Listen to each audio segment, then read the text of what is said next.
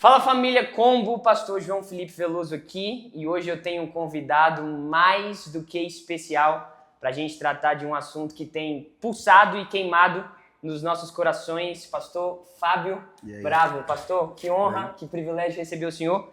Quero pedir para o senhor rapidamente se apresentar para a nossa família.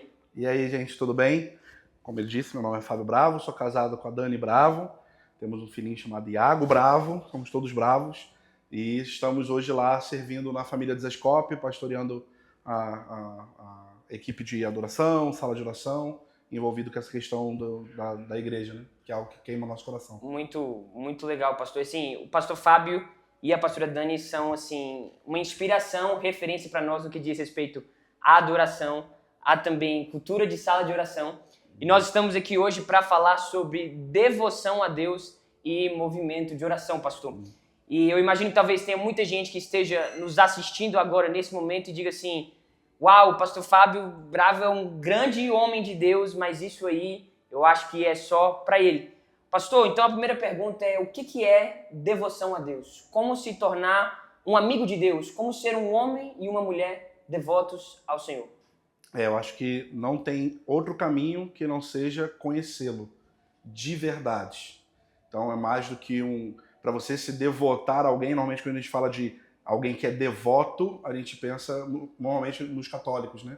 São devotos, mas a devoção fala de uma pessoa que conhece profundamente alguém e por isso tem uma postura de entrega total, né?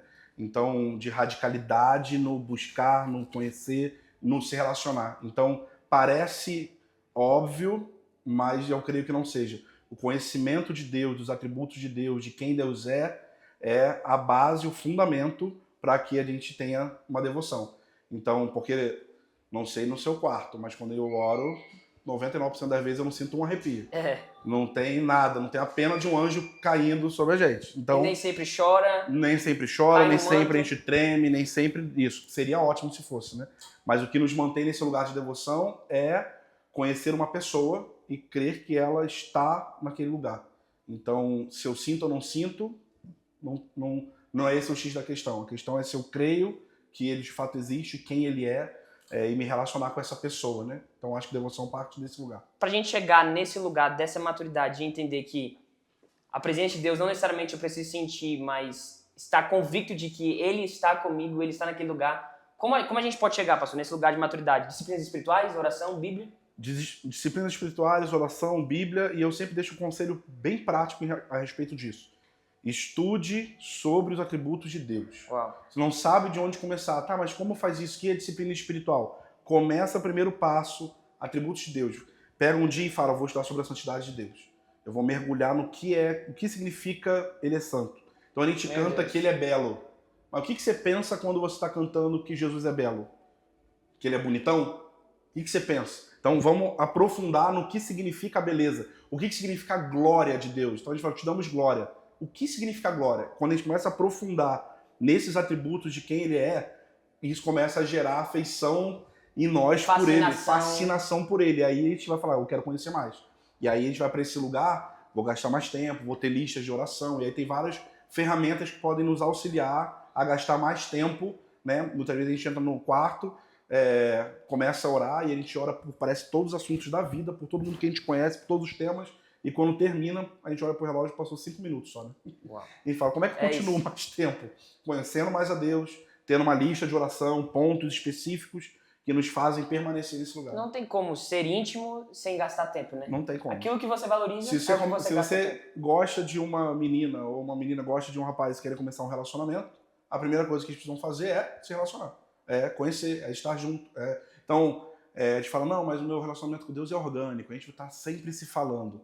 Mas isso não cabe quando a gente está conhecendo uma menina que quer namorar com ela. Assim, não, a gente se esbarra por aí, é orgânico, não é nada. A gente marca um dia, a hora que a gente quer se relacionar, a gente faz perguntas, e aí, o que você quer da vida? Como é que são seus pais? Sei lá, a gente faz perguntas para conhecer. Então é a mesma coisa com Deus, nosso relacionamento com Deus. Fantástico, fantástico. Para quem está nos ouvindo hoje e diz assim, eu já fui essa pessoa e não sou mais, eu estou frio espiritualmente. Qual que seria a chave para voltar a ser um apaixonado por Jesus? Lá em Apocalipse tem uma passagem que vai falar sobre a igreja de Éfeso, e aí ele fala que aquela igreja perdeu o primeiro amor, né? Perdeu o fervor. E aí ele diz assim, se isso aconteceu, aí ele te dá um caminho muito claro do que fazer. Ele fala, lembra-te de onde você caiu. Então a primeira coisa é lembrar de onde caiu. Volte às primeiras obras. Lembra de onde caiu, arrependa-se e volte às primeiras obras. Então acho que um dos pontos é, se a pessoa está com uma frieza espiritual, uma mornidão espiritual, isso não é uma crise, isso é um pecado. Porque a Bíblia fala, lembra de onde caíste. Ninguém cai em crise, você cai em pecado. Tanto que ele fala, arrependa-se. Ninguém se arrepende de crise, se arrepende de pecado. Então, lembra de onde caiu. E às vezes onde caiu pode ser, cometi um pecado grave, os pecados conhecidos, eu adulterei, enfim, coisas mais escandalosas, né? E aí é mais claro que a gente caiu ali. Mas eu caí quando eu comecei a, em vez de ler a Bíblia, eu ter escolhido ver Netflix naquele dia. E não é que é errado ver o Netflix e um dia você vai fazer isso, vai acabar com a sua vida espiritual, não é isso. Mas são pequenas escolhas pequenininhas no decorrer da jornada que vão fazendo que o nosso coração vai esfriando. Então você fala, pô, Levítico ou Amazon Prime? Pô, Amazon Prime. Números ou Netflix? Números ou Netflix. E aí, essas coisas pequenas, ficar em casa hoje de boas assistindo TV ou estar em comunhão com os irmãos? Essas decisões pequenininhas não nos chocam quando a gente toma, assim como um adultério se a gente cai. Então, são pequenininhas. Mas de então, pouco em pouco vão minando. Vão minando. E aí, lembra de onde caiu. Quando você detectar, cara, eu caí nessas pequenas coisas, por exemplo.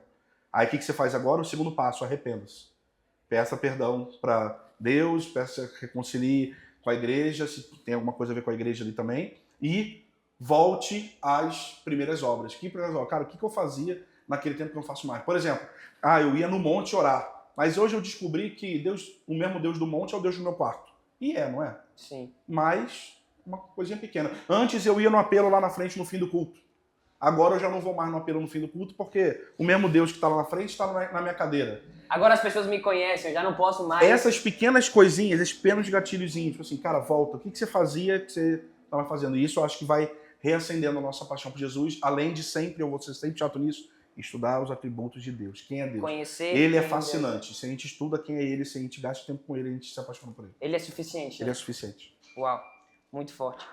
E não tem como a gente falar também sobre devoção a Deus sem a gente entrar no assunto de oração. Então eu pergunto para o senhor, como construir essa vida de oração, quem está nos ouvindo quer saber, como construir essa vida de oração consistente e poderosa na sua vida pessoal? Os 3 passos práticos. Perseverança, sim, aquilo que a gente falou, tem dia que a gente não vai sentir, então é perseverar, se você tem dificuldade de entrar nesse lugar, ter listas de oração, pontos práticos a serem orados, lá, tipo assim, orar por santidade, orar por unção, orar por... Poder. Isso aí, poder. E aí bota um versículozinho em cada um desses, e só você fazer isso, os 5 minutos que você tirava de oração já se torna 20 minutos, porque você vai ter material para orar. E na vida de oração, uma outra coisa importante, você gastar tempo falando em línguas. Uau. Qual a importância de orar a Bíblia, de orar a palavra de Deus? Você não erra, né?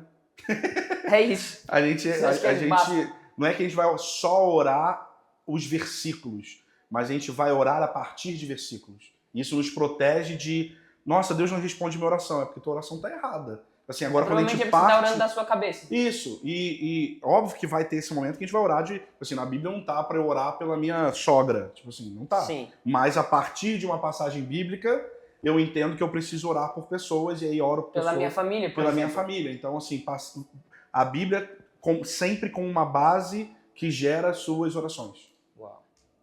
E trazendo para a realidade agora de igreja local, como construir essa cultura de oração em igreja local? Aí você fala de forma coletiva? Coletiva. Então, esse é um ponto importante, porque, na verdade, sim, eu acho que tem aumentado nos últimos anos, mas ainda eu acho que é muito pouco falado o tema oração na igreja. E 99% das vezes que é falado é no aspecto individual, pessoal. Então, entra no seu quarto, fecha a porta e vai orar. É isso. Agora, quando a gente fala de oração coletiva, isso é muito menos falado ainda. Então, existe um poder na oração dentro do nosso quarto, mas existe um poder de quando nós nos reunimos juntos em uma só voz e clamamos. A igreja de Atos, tipo assim, Atos 2 aconteceu tudo o que aconteceu, mas em Atos 1 eles perseveravam unânimes em oração. E unânimes ali é uma palavra que é homotumadon, que significa unidos no mesmo fervor, unidos na mesma ira. Já viu aqueles vídeos de jogadores de rugby que faz aquele waka, tá ligado? Sim. Que é aquelas cara feia, que assusta. Eu sempre penso tipo isso. A gente tá com sangue nos olhos juntos. Coletivamente. Já não é mais uma oração que toca só você ou toca só ela. Nos toca e a gente fica arrepiado de falar. Sangue nos olhos poder falar sobre isso. Então, é um poder de uma oração coletiva e eu acho que eu não gosto de usar muito essa palavra, mas existem chaves que eu acho que de coisas que são respondidas por Deus quando a igreja se une para orar. A gente vê isso biblicamente acontecendo, sacerdotes se unindo e aí Deus derrama a glória dele porque sacerdotes se uniram e ele derrama a sua glória. Então eu creio que essa coletividade é importante. E aí eu acho que a forma de fazer isso é com instrução. É instrução e gastar tempo fazendo isso. Assim, reunir, mas nem toda igreja está envolvida, talvez nunca vai ficar. Sim. Então, se une quem está queimando por isso. É isso. E toda deixe igreja que eles vejam. vai estar envolvida ou Não. são só algumas pessoas? É para toda igreja estar envolvida. Só que aí a gente vai entrar num problema maior. Talvez muitas pessoas que estão frequentando as igrejas nem cristãs sejam. Então, às vezes, a gente está esperando de gente que ainda não teve uma experiência com Deus, são simpatizantes da mensagem, e a gente está esperando que eles tenham uma reação de filho. E eles não são. São amigos do evangelho, mas não amigos de Deus. Exatamente. Então, assim, você vai estar cobrando o cara de ter uma postura que ele não vai ter, porque ele não tem aquilo que capacita ele ter essa postura, que é o Espírito Santo dele. Sim. Então, já é uma... Então, eu acho que, assim, eu lembro que meu pai sempre falava, quando orar, fecha a porta, mas deixa uma frechinha aberta para seus filhos verem você orando. Uau. Eu acho que é a mesma coisa coletivamente. Se a igreja todo mundo está envolvida, quem está queimando por Jesus, faça isso. Entre vocês, sem esperar nada de fora. Mas só tem tantas pessoas, poderia ter mais. Tá bom, permaneçam, que o fogo não apague dentro desse grupo. E aí, só que deixa que a igreja saiba que isso está acontecendo. Deixa que a igreja veja, sem vocês serem pessoas que vão querer convencer de que aquilo é importante. Deixa que elas vejam os frutos, deixa que elas vejam o coração de vocês queimando, né? Eu sempre esqueço o nome das pessoas, mas é um grande homem, não lembro quem era, que falava, eu ponho fogo em mim para que... John Wesley. Eu ponho fogo para que me vejam queimar. Tipo, é isso. Vamos botar fogo nisso aqui, vamos nos encher de fervor. Deixa que o incenso suba e as pessoas vão vir. Lembra, o avivamento de Azusa, várias pessoas chamaram os bombeiros porque via fumaça saindo de uma casa. Tipo assim, estavam vendo de longe. Opa, tem alguma coisa acontecendo ali.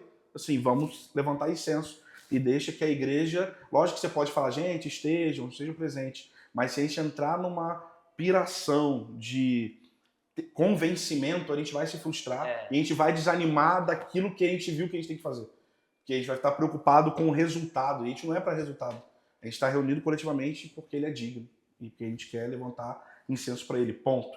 E que outras pessoas venham. Talvez eu diria que a base para construir tudo que a gente falou até agora seja ele é digno. Ele é digno. Ele é digno e ele merece ser adorado.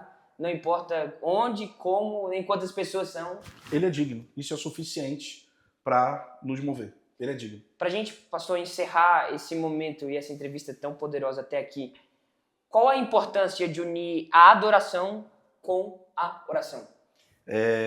Eu poderia ser mais teológico, mas eu vou querer ser bem prático, tá? Você nasceu em contexto de igreja, e tem provavelmente músicas que você cantava quando era criança que você não sabia nem o que significava e estava cantando e hoje faz sentido para você. Então, você não sabia quando o pastor da igreja pregava sobre Apocalipse, você não entendia nada do que estava sendo falado, mas você cantava grande é o Senhor e muito digno de louvor na cidade, nosso Deus, teu santo monte. A gente estava cantando teologia sem nem saber que a gente estava cantando algo tão profundo que quando a gente vai envelhecendo a gente fala, meu Deus, olha o que eu estava cantando, essa música era tão profunda. Então, a música auxilia, e aí falando da adoração no aspecto musical, né? A música auxilia na oração porque ela firma no nosso coração aquilo que a gente quer dizer para Deus e a gente pode musicalizar aquilo que Deus respondeu pra gente. E isso crava no nosso coração. Inclusive, a gente vê na Bíblia Deus fazendo isso, Deus falando pro povo, assim, compõe uma música sobre esse tema e espalhe para todo Israel para que eles saibam disso e para que todos os seus descendentes saibam para sempre disso. Então ele usa a música como uma ferramenta poderosa para que aquela mensagem nunca se perca. Então olha o poder que tem a música. Fora que a gente vai perceber que vários momentos importantes da história tiveram música, tiveram um som. Então Deus ama música. Tabernáculo de Davi. Tabernáculo de Davi, quando os anjos chegaram, tipo assim, Jesus nasceu, teve música. Quando o avivamento veio, teve um som em Atos 2. A gente vai pegar vários momentos da história. Apocalipse fala de um novo som. E por que é um novo som? Porque Deus estava fazendo uma coisa nova. E quando Deus faz algo novo, um novo som surge. Uau. E aí o lance qual é esse novo som? O que é isso novo que Deus está falando? E não é que a gente quer descobrir a prova, não. A gente quer ouvir a voz de Deus. Para onde você está guiando? Músicas que a gente cantava 20 anos atrás, faziam sentido há 20 anos atrás. E elas podem ser cantadas hoje. Eu amo cantar música antiga. Mas quando você canta a mesma música que você cantava 5 anos atrás e canta hoje, parece que ela já não tem a mesma... Parece que ela perdeu alguma coisa no meio do caminho. Qual é a mensagem? Deus está fazendo algo novo. Deus está fazendo algo novo. E a gente quer ouvir o que Deus está fazendo agora. E aí a gente pode ir mais fundo. Qual é o próximo? Qual é o próximo som?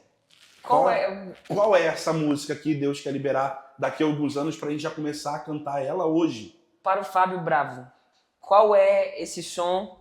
Tem a ver com esse estabelecer da cultura de oração com adoração, porque não é algo que só está acontecendo nos Estados Unidos e no Brasil, é no mundo todo, essa movimentação está acontecendo.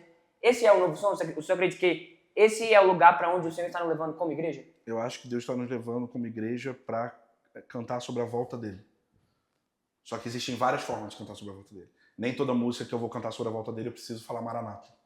Nem toda música que eu vou cantar sobre a volta dele eu vou falar Senhor, volte. Nós temos várias formas, e aí é por isso que Deus tem que dar criatividade aos compositores para que a gente bata. Imagina um martelo e um prego. E aí eu venho aqui e dou uma martelada nesse prego. E aí eu passo esse mesmo martelo para você bater nesse mesmo prego. E aí tá todo mundo aqui, volta, volta. Maranata. De diferentes maneiras, de diferentes com a forma e sabedoria de Deus. Com a graça dada para cada região, para cada igreja local, mas está todo mundo percebendo que ele quer voltar. E aí, volta significa, igreja, se purifique. Porque Jesus só volta se a igreja estiver pura. Então, quando eu canto que a igreja precisa se purificar, santificar, eu estou cooperando para a mensagem central de Jesus precisa voltar. Porque tem toda uma construção, tem todo um enredo. Então, você vê, em 1990, a gente estava cantando sobre guerra. Várias músicas, se a gente quer cantar música de guerra, a gente vai pegar lá atrás. Ou se o júbilo de todos os povos, vai pegar coisa lá atrás. Se a gente quiser cantar música de comunhão, a gente vai pegar lá atrás também. E não é que a gente não possa cantar isso hoje, não é isso que eu estou falando. Mas é um som para um tempo. Lá em 2000, a gente teve um som de intimidade. A gente vai pegar 90% das músicas, é intimidade, noivo e noiva, paixão por Jesus. Qual é o som agora? E aí a gente não pode descobrir qual é o som agora ouvindo. Deixa eu pegar o Ale Vilas Boas, deixa eu pegar fulano, deixa eu pegar ciclano, tal, o que eles estão cantando, essa é a música. Não. O que você está ouvindo? O que você... E aí quando eu falo você, é você pessoalmente no seu quarto, mas aí entra a parada do coletivo. Pra você não achar que você descobriu a pólvora. Assim, agora deixa eu conferir nessa coletividade, eu tenho ouvido isso. Deixa eu buscar o conselho. Isso aí, vamos... Na multidão de conselhos. Exatamente. E vamos cantar sobre isso que a gente está vendo junto. Uau. Todos com o mesmo objetivo de apressar a volta de Jesus. Pastor, muito obrigado. Que entrevista. Quanta preciosidade compartilhada em tão poucos minutos. Gostaria de pedir para que o senhor orasse por nós, orasse pelo combo, orasse por essa família, orasse por essa igreja, derramando um pouco da unção que o Senhor tem colocado sobre a sua vida. Amém. Jesus, eu peço que a sua presença invada esse lugar, Senhor. Esse ambiente da Igreja Batista Filadélfia, dos irmãos que caminham e congregam aqui, Senhor. Eu te peço que os jovens dessa igreja tenham um coração incendiado de paixão por Jesus, uma paixão real que custa caro, que custa o abrir mão, mas que nós sabemos que um preço já foi pago, Jesus, e que nós somos leves para viver essa vida. Eu te peço que os corações daqueles que estão mornos sejam aquecidos novamente. Eu te peço por visão profética. Amém. Eu te peço que seja uma rede de jovens, uma igreja que consiga ver aquilo que você fez, aquilo que o Senhor está fazendo e aquilo que o Senhor tem por fazer, Senhor. Eu te peço que a sua presença seja uma marca nessa comunidade local e pessoas sejam atraídas para cá, não por causa dos seus métodos de igreja, não por causa de um culto legal, mas porque a sua presença vai repousar nesse lugar. É isso que eu te peço, em nome de Jesus. Amém. Pastor, muito obrigado. Você é sempre bem-vindo aqui nesse lugar, nessa casa. Se você gostou dessa entrevista, eu só te peço uma coisa. Envie para o máximo de pessoas que você puder e que essa mensagem chegue aos 4 cantos dessa terra. Eu conto com você e até o próximo vídeo.